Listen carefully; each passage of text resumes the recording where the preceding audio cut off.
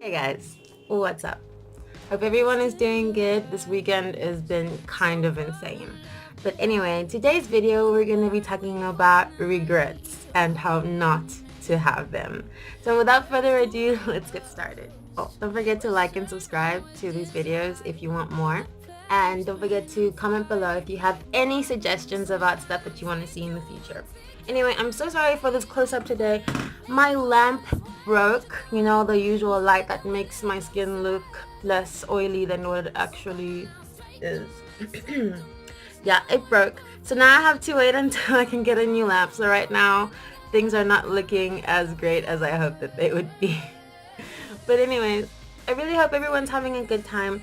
Today's video is not going to be like intense or anything. It's more going to be just kind of like do's and don'ts, and you know, it's more of a sharing versus stating kind of video. Disclaimer, don't forget I'm not a licensed psychologist, so if your depression is out of control, as usual, I will leave like links in the description so that you can get some help, or you can always comment and we can talk one-on-one and we can kind of figure out how to help you moving forward. Okay. Would you like to hear a story?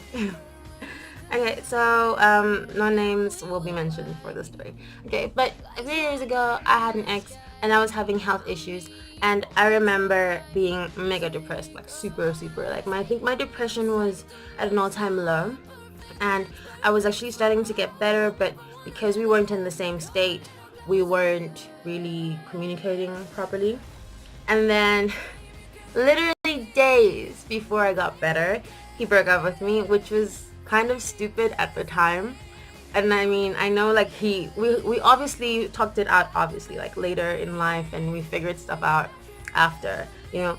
But at the time, my regrets were like, did I not do enough? Was I not enough? You know. So here's the thing. I have no regrets about it now. I actually think he did me a great favor in leaving me. But here's the thing. Do not allow yourself to feel like you have to stay in a relationship just because you're with someone who's depressed. However, your regret should be about how you manage it. So remember that just because you're with someone who might have depression doesn't mean that your own feelings don't have merit. Everyone's feelings are important. Everyone should be heard, and everyone is entitled to feeling what they feel, how they feel, and when they feel it. It's the execution that is the problem, and execution is normally what makes us have all these amazing regrets in the end.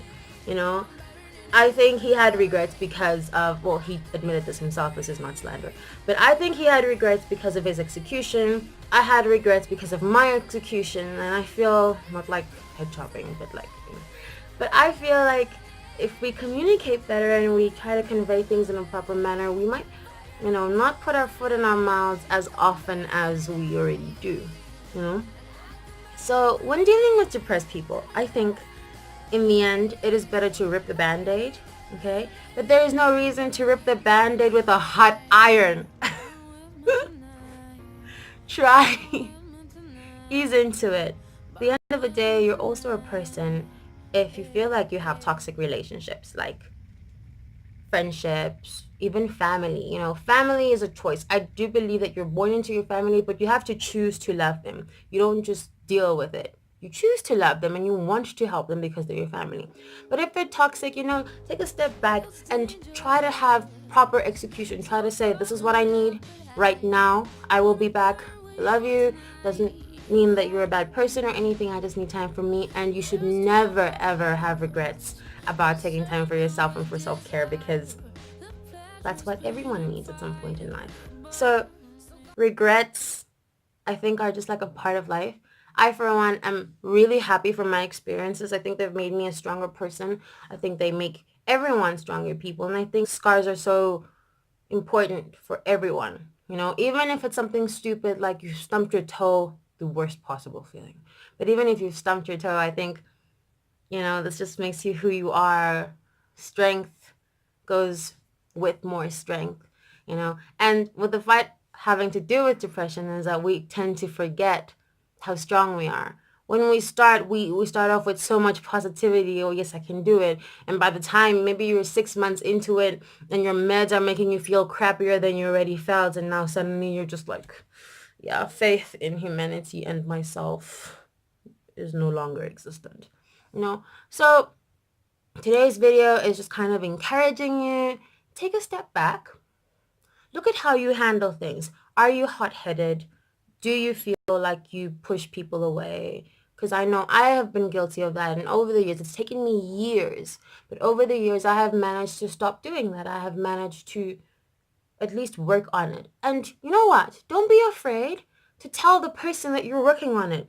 Tell them, I know you want to know more about me, and I know that this is something that's important to you. I acknowledge that this is important to you.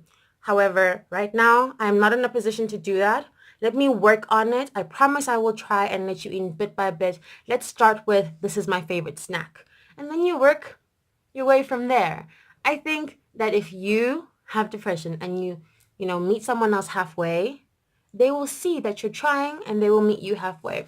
But don't forget that if people don't want to meet you halfway, the struggle is still your own.